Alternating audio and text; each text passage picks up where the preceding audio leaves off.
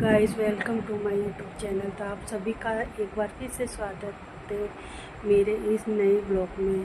तो आज के ब्लॉग में मैं आपको बताना चाहूँगी कि मैं रेंट पे रहती हूँ। तो काफ़ी सारे लोग और ख़ास करके मेरे खुद के घर वाले लोग यही बोलते हैं कि तू तो रेंट पे रहती है, तेरी तो ऐसे, तुझे कितना ही काम करना होता है।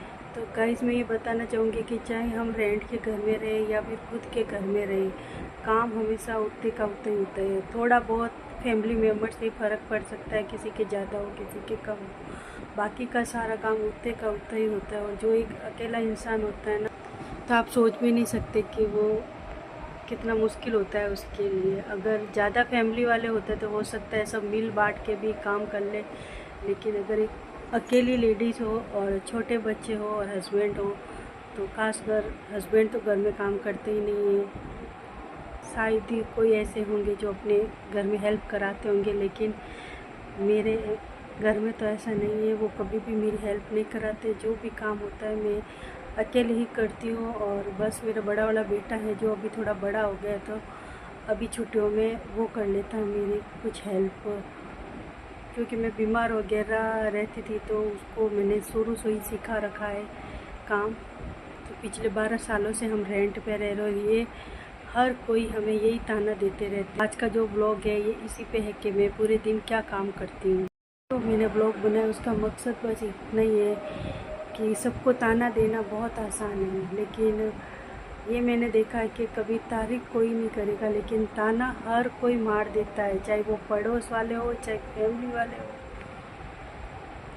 और तारीफ कुछ भी कर लो, तारीफ आपको कहीं से नहीं सुनने को मिलेगी। आप किसी के लिए भी आप चाहे कितना भी कर लो, यही आज की दुनिया की यही हकीकत है। मैंने अपनी लाइफ में ये चीज़ें देखी है और मैं पिछले 12 साल से अलग अलग जगह पे रेंट पे रही हूँ और मैंने हर जगह ये चीज़ें फेस की है। सबको यही लगता है कि ये तो किराए के मकान में रहते तो ये सफाई थोड़ी करते होंगे।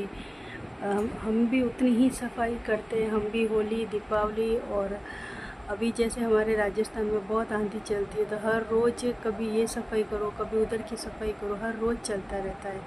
अभी भी आंधी आके गई है और मैंने पूरे घर की वापस से झाड़ू निकाला, वापस से सब साफ किया है। लेकिन बस लोगों को तो बस कहना है,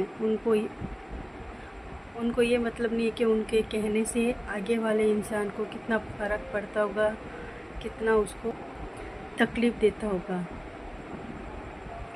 और ये बात जो भी लोग रेंट पे रहते हैं वो अच्छी तरह से समझते होंगे।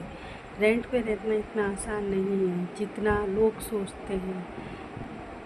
जो शायद अच्छे खासे पैसे कमाते और उनको शायद इतनी तकलीफ़ें ना बर्दाश्त करनी हो, लेकिन जो मिडिल क्लास फैमिली से हो और मजबूरन जो उनको रेंट पे रहना पड़ता है, सच में कह रही हूँ, उनके लाइफ में बहुत ज़्यादा तकलीफ़ें आती है जितना आप सोच भी नहीं सकते।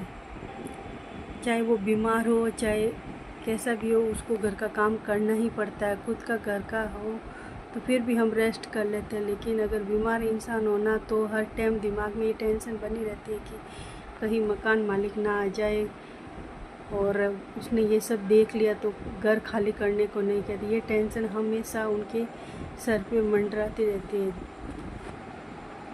जो भी रेंट मैं रहती, मुझे औरों का नहीं पता, लेकिन मुझे ऐसा हर टाइम डर लगा रहता है कि कहीं ये घर खाली करने को नहीं कह दी, कहीं ये घर खाली करने को, क्योंकि एक बार घर खाली करने के बाद दूसरा घर ढूंढना और वापस वहाँ पे सेट होना बहुत ही मुश्किल होता है, बहुत ही।